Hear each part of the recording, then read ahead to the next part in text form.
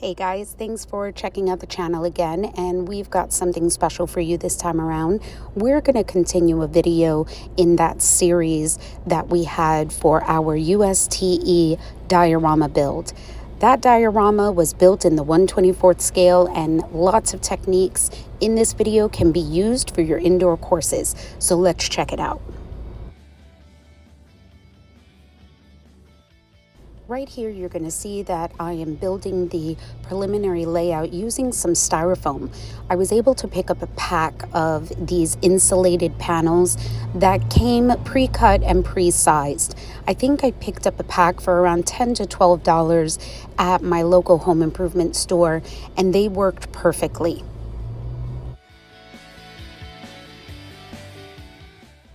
In this section, I went ahead and I took out all of the materials that I had already built, and I'm using them as a guide to lay out my design.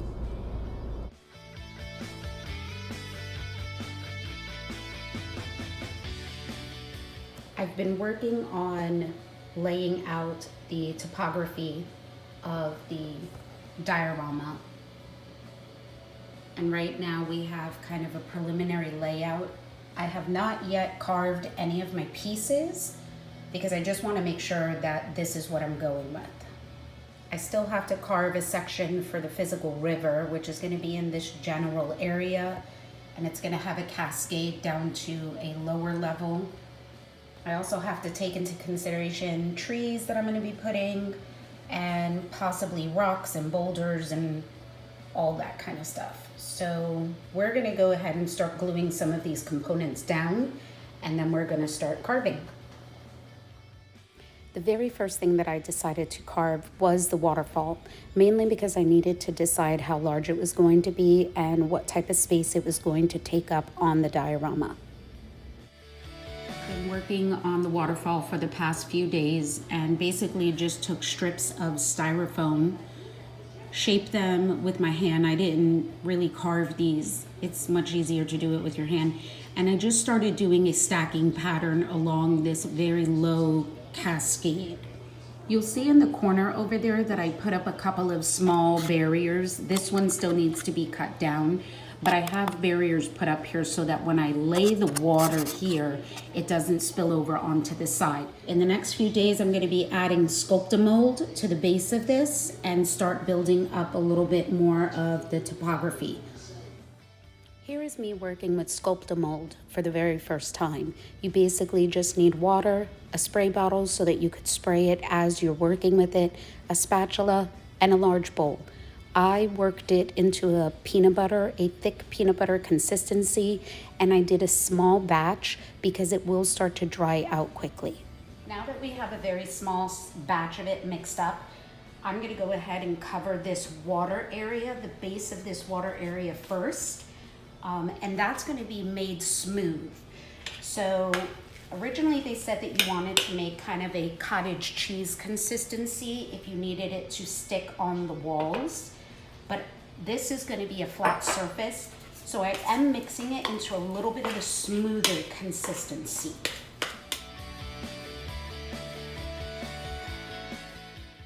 Since this is the area that is going to be our water and we're going to be using liquid acrylic, you want to make sure that everything is covered completely. The acrylic can become hot while it is curing, so you have to put a thick enough layer on this to protect the styrofoam from melting. We're getting ready to go ahead and cover up this area now. I mixed up my mixture a little bit more soupy because it was difficult to work with last time. And now we're just wetting that area thoroughly, and we're going to start putting it down. This is softer than our last mixture, and rather than putting it all over the diorama, I'm going to work in this area only, and then I'm going to move on.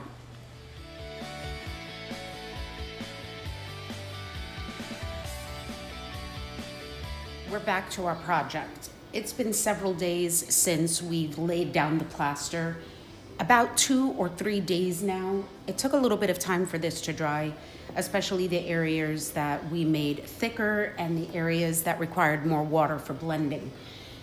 I'm not exactly sure that it's completely dry, but we're gonna go ahead and paint it anyways. We're gonna paint the riverbed, and I'm gonna be using a combination of gray, some brown, this dark navy color, which is gonna probably be mixed with a little bit of black, and this dusty blue color, along with some sandy color for the edges. After I do that, we're gonna mix some paint so that we could paint the small, tiny rocks. We're gonna place some rocks in the middle of the bed, and then we're gonna paint the waterfall that's in the corner over there. If you watched me build the indoor course that we have in our house for our 1/24th scale RC cars, you will remember that you want to paint your darkest color in the center because it's going to give the river some depth. And then you want to bleed that out to the outside with your lighter colors and then move into your sandy colors.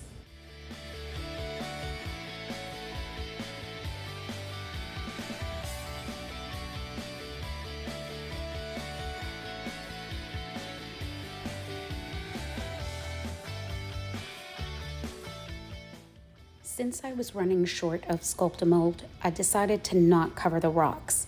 This wasn't going to be a problem because the rocks already had a lot of texture and I didn't need to worry about sealing it.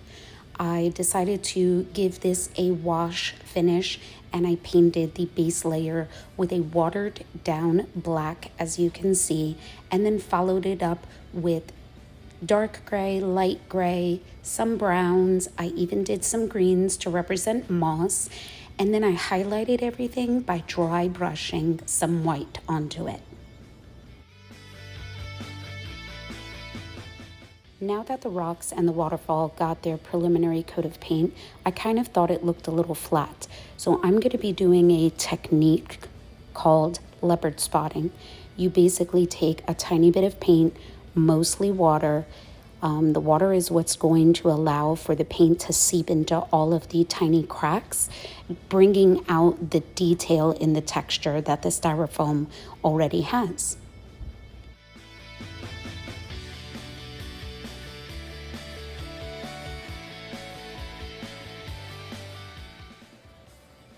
It's going to basically find its way down all of the imperfections, and that's going to help to kind of highlight different parts.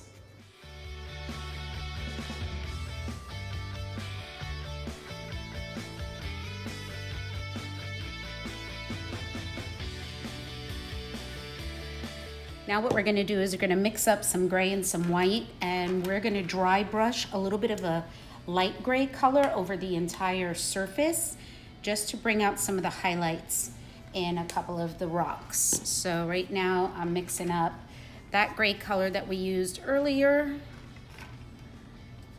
and I'm mixing in a little bit of white just to lighten it up. So I'm just removing some of the paint here on the side of the plate, and with a very soft glide, we're just going to start dry brushing the entire piece.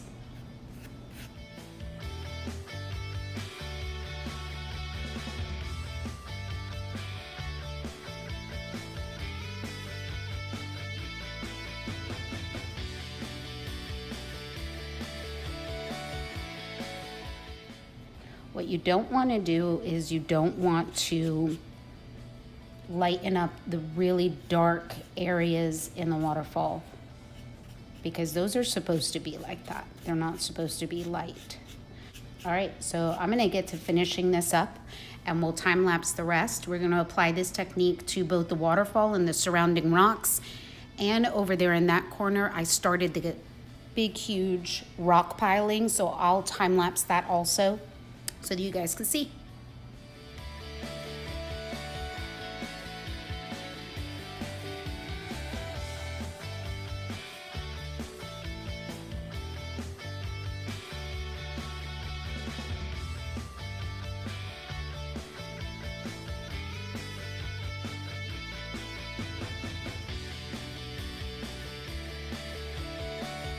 It is the next morning. We've let everything dry. I still have not attached the pieces that we're going to be adding to the riverbed.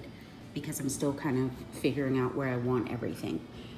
Right now we've got a really awesome layer going on.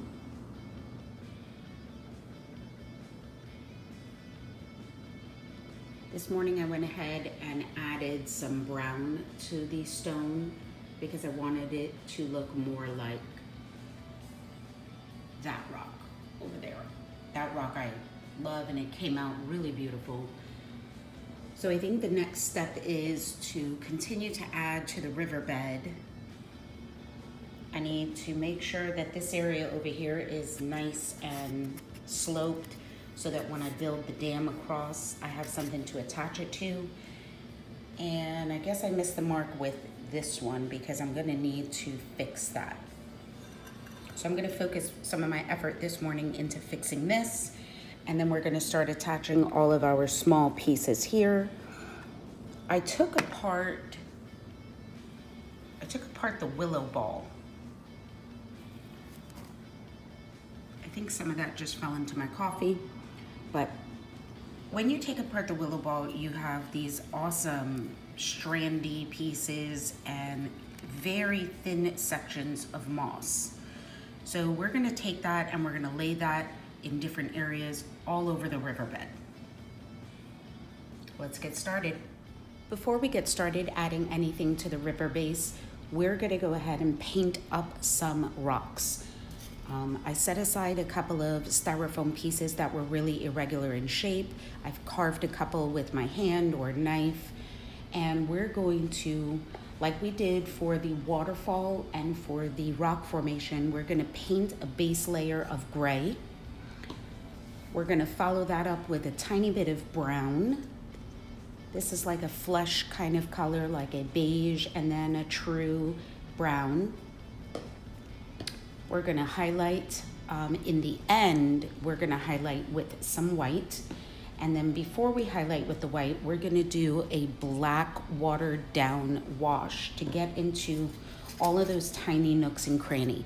So let's get that started because these are gonna be placed in the river, not on the edges. I may do some on the edges, but I'm particularly going to do a outcropping in the middle of the river, so I need a couple of pieces. And then the rest of these in reality can be added anywhere along the landscape. So let's get started painting and making some rocks.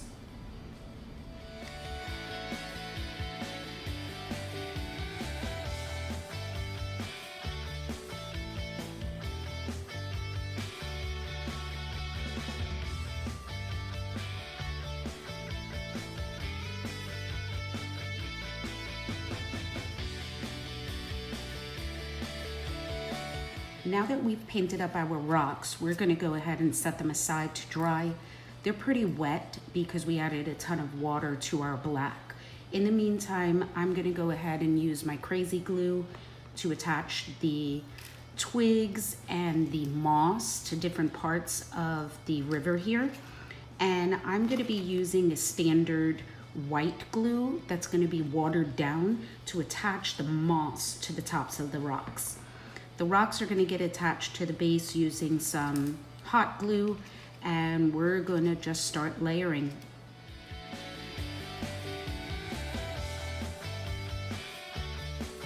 Here's a little close-up of those twigs and branches that we're putting all over the riverbed. For some of them, I went ahead and I stuck them into the styrofoam where I could. For others, they're just kind of laying on the very surface, kind of like that one.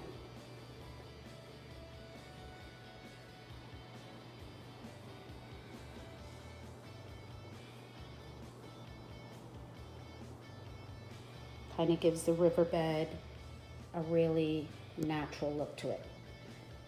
Now we're gonna get to putting down our rocks and our logs. We've finished adding all of the ground cover that we're gonna have for the riverbed. I still have a little bit more to do, but I am gonna stop here and I'm gonna get working on the mossy rocks now. The only thing left that I wanna do for the riverbed is I do want to add some real sand to the edges, over here and on top. And then I'm gonna take some of the Sculptamold and I'm gonna put it in the blender and then paint it, because I do want some tiny little rocks in these areas to simulate a little bit of a finer deadfall. For now, we're gonna go ahead and get the moss onto the riverbed, and we're gonna get it onto the waterfall.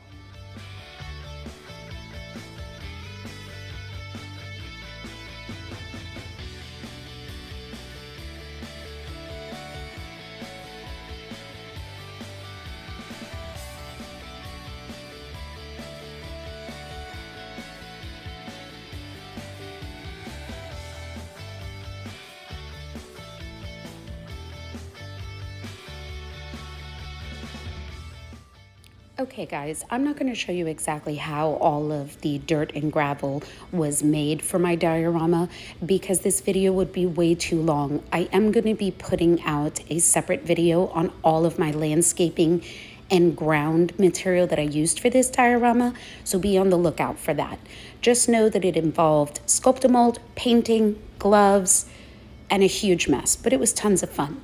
Also, you'll see that I'm finishing off the river with more boulders, more moss, tons of twigs, and just really kind of buttoning it up, which is really important because the next step to this waterfall is the acrylic, which also will be another video.